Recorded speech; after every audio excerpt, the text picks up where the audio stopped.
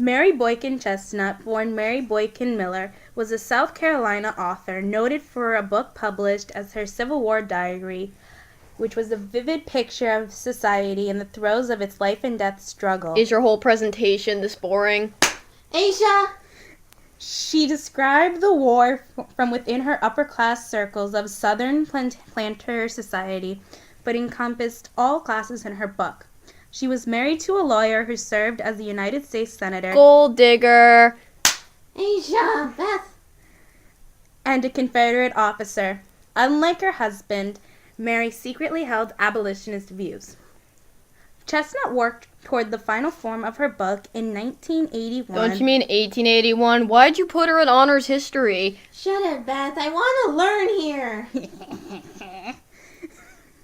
In 1881 through 1884, based on her extensive diary written during the war years. It was published in 1905, 19 years after Mary's death. New versions were published after her papers were discovered in 1949 by novelist Ben Ames Williams and in 1981 by historian C. Van Woodward. He anecdoted the edition of the diary, Mary Chesnut's Civil War, and won the Pulitzer Prize for History in 1982. Literary critics have praised Chesnut's diary. The influential writer Edward Wilson termed it a work of art and a masterpiece of the genre, and the most important work by a Confederate author. Mary Chesnut was born on March 31st, 1823, on her maternal grandparents' plantation called Mount Pleasant. That reminds me of the time I wasn't allowed to go to Point Pleasant with my friend because my parents wouldn't allow.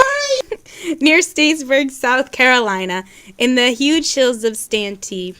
Her parents were Mary Boykin and Stephen Decore Miller, who served as a U.S. representative in 1829.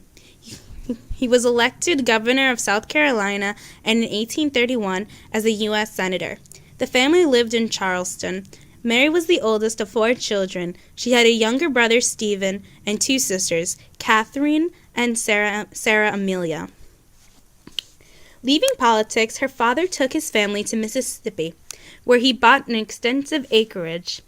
It was crude, rough frontier compared to Charleston. He owned 3 cotton plantations and hundreds of slaves. Mary lived in Mississippi for short periods between school terms, but was much more fond of the city. Same. Sorry. On April 23rd, 1840, Mary Boykin Miller married James Chesnut Jr., a member of another great plantation family. He was a lawyer and politician 8 years older than her. First lived with his parents and sisters at Mulberry, their plantation near Camden, South Carolina. His father, James Sr. Oh, I remember my classmate James. Ow! Had gradually purchased and reunited the land holdings of his father, John.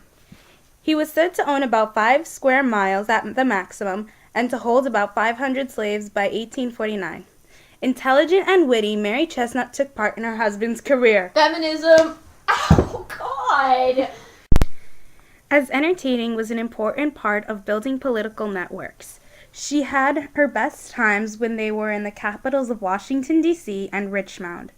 She suffered from depression in part because of her inability to have children.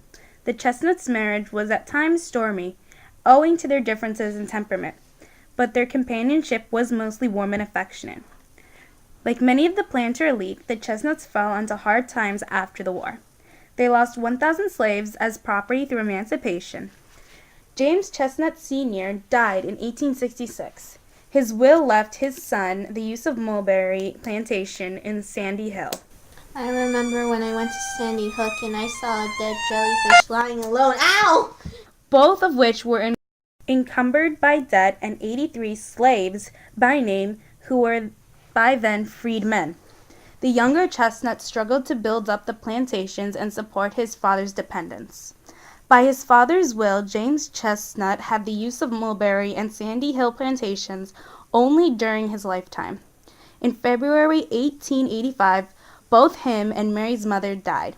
The plantations passed on to a male Chesnut descendant, and Mary Boykin received almost no income for her support. She also found her husband had many debts related to the estates which he had not been able to clear. Beth, get off of Snapchat! Give me back my phone! No! Guys, stop! You're fighting us tearing this presentation apart. I'm just gonna continue the presentation on my own. Chesnut used her diary and notes to work toward a final version in 1881 through 1884. Based on her drafts, historians do not believe she was finished with her work. Because Chesnut had no children, before her death she gave her diary to her closest friend, Isabella D. Martin, and urged her to have it published. The diary was first published in 1905 as a heavily edited and abridged edition. Williams's 1949 version was described as more readable, but sacrificing historical reliability and many of Chesnut's literary references. Edmund Rose Wilson summarized her achievement by writing, Give me that! The very rhythm of her opening pages at once puts us under the spell of a writer who is not merely jotting down her days, but establishing, as the novelist does, an atmosphere and emotional tone, starting out with situations or relationships of which she cannot know the outcome. Just like my friendship with you. Ow! She takes advantage of the actual term events to develop them and round them out as if she were molding a novel.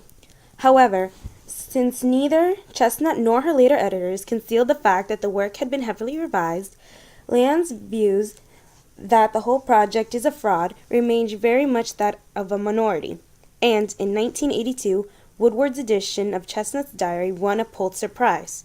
A few years later, Ken Burn used extensive readings from Chesnut's diary in his documentary television series, The Civil War. Academy Award-nominated actress Julie Harris read these sections.